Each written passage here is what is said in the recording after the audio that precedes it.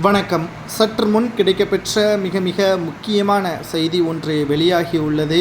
செந்தில் பாலாஜியின் தம்பி அசோக்குமார் அவர்கள் பிணமாக ரயில்வே தண்டவாளத்தில் கிடந்துள்ளதாக தகவல்கள் கிடைக்கப்பெற்றுள்ளது.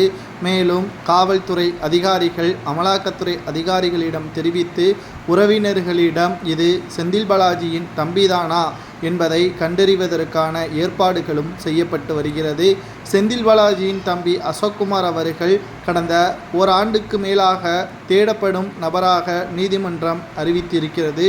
செந்தில் பாலாஜி 15 மாதங்களுக்கு மேல் சிறையில் இருந்ததற்கு செந்தில் பாலாஜி தம்பி அசோக்குமார் தான் மிக முக்கியமான காரணம்.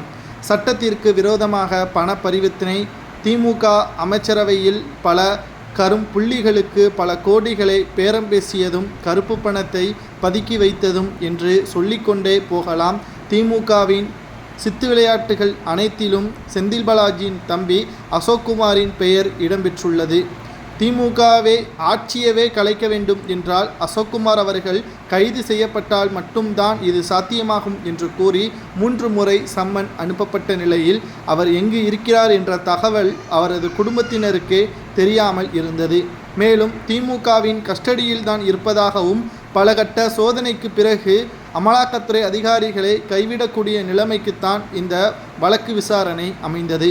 மேலும் செந்தில் பாலாஜி அவர்கள் ஜாமீனில் வெளிவர முடியாத அளவிற்கு அமலாக்கத்துறை அதிகாரிகள் நீதிமன்ற காவலை நீட்டித்தே கொண்டிருந்தார்கள். ஆனால் ஒரு கட்டத்திற்கு மேல் குற்றவாளியாக செந்தில் பாலாஜியை நிறுவனம் செய்ய வேண்டும் என்றால் சாட்சிகளும் ஆதாரங்களும் வேண்டும். அதுவரை செந்தில் பாலாஜி ஜாமீனில் வெளியே வரலாம் என்று தெரிவித்திருந்தது நீதிமன்றம்.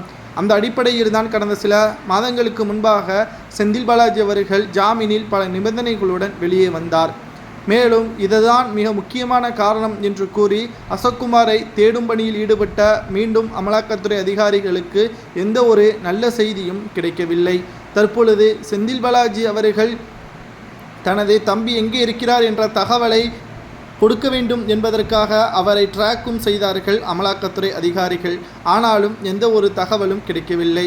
அதிகாலை 4:30 மணி அளவில்தான் ஒரு சடலம் கண்டெடுக்கப்பட்ட நிலையில் அது அசோக்குமாரை ஒத்துழை இருப்பதாக காவல்துறையினர் தெரிவித்தார்கள். இதற்காகத்தான் தற்பொழுது உறவினர்கள் மூலமாக உண்மையை கண்டறிவதற்கு ஏற்பாடுகள் செய்யப்பட்டுள்ளது. ஒருவேளை இது அசோக்குமாராக இருந்தால் செந்தில் பாலாஜியையும் திமுகவை காப்பாற்றுவதற்கு இவ்வாறு செய்திருக்கலாம், அல்லது வேறொரு நபராக இருந்தால் அது அவர்களிடம் ஒப்படைக்கப்படாது என்றும் தெரிவித்திருக்கிறது அமலாக்கத்துறை அதிகாரிகள். பொறுத்திருந்து பார்க்கலாம். அசோக்குமார் கைது செய்யப்பட்டால் செந்தில் பாலாஜி உட்பட திமுகவின் அமைச்சர்கள் சிறைக்கு செல்வார்கள்.